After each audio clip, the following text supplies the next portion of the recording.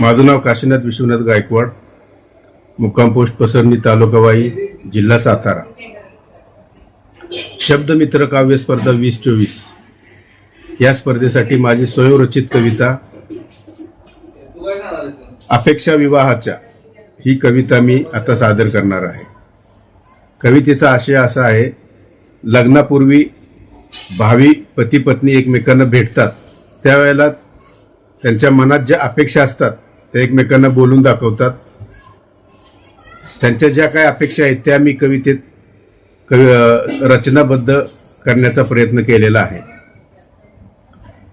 कवितेचं वाचन करतो. कवितेचं नाव आहे अपेक्षा लग्नाच्या. तो तिला म्हणाला, मी आहे सरकारी नोकर, बापाला विचार जावयाला हुंडा किती देशील. तो तिला म्हणाला, मी आहे सरकारी नोकर, बापाला विचार जावयाला हुंडा किती देशील. ती म्हणाली त्याला, नोकरीचं काय एवढं घेऊन बसलास. ती म्हणाली त्याला, नोकरीचं काय एवढं घेऊन बसलास. माझं बंगला आणि गाडीचं स्वप्न पूर्ण करशील. माझं बंगला आणि गाडीचं स्वप्न पूर्ण करशील. तो तिला म्हणाला, तू इतकी सुंदर, मी थोडा कुरूप, खरंच तू माझ्याशी लग्न करशील. तो तिला म्हणाला, तू इतकी सुंदर, मी थोडा कुरूप, खरंच तू माझ्याशी लग्न करशील.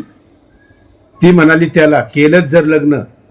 ती म्हणाली त्याला, केलंच जर लग्न तर एक काम करशील, हनीमूनला मला स्वित्झर्लंडला नेशील. केलं जर लग्न तर एक काम करशील, हनीमूनला मला स्वित्झर्लंडला नेशील. ती म्हणाली त्याला, महिन्यातून एकदा शॉपिंगला नेशील.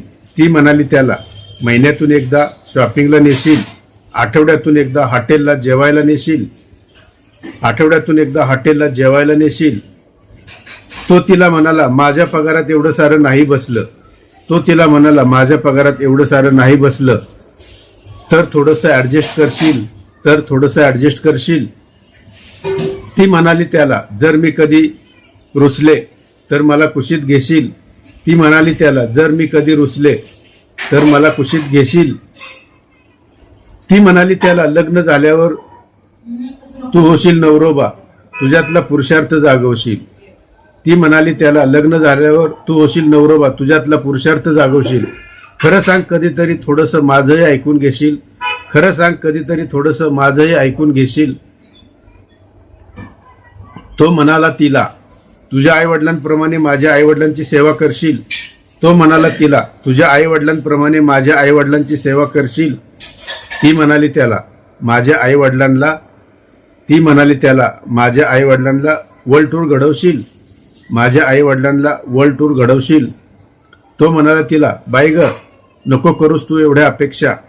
तो म्हणाला तिला, बाई ग, नको करूस तू एवढ्या अपेक्षा. नाहीतर तशीच बिन लग्नाची राहशील. नाहीतर तशीच बिन लग्नाची राहशील. ती म्हणाली त्याला, तूही नको करूस घमंड एवढ्या सरकारी नोकरीची.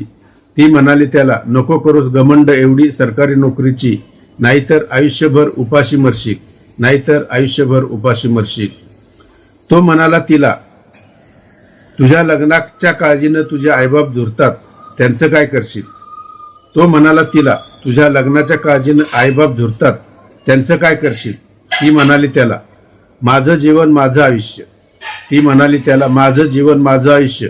मी का करावी चिंता त्यांच्या झुरण्याची. मी का करावी चिंता त्यांच्या झुरण्याची. जोपर्यंत नाही भेटत राजा मनासारखा माझ्या. जोपर्यंत नाही भेटत राजा मनासारखा माझ्या. मी राणी माझ्या मनाची. मी राणी फक्त माझ्या मनाची. धन्यवाद. सबस्क्राईब करा शब्दमित्र चॅनेल. व्हिडिओ आवडला असेल तर लाईक करा, शेअर करा, सर्वांमेंटही करा. धन्यवाद. आपुलकी आपल्या मातीची, साथ शब्दमित्र.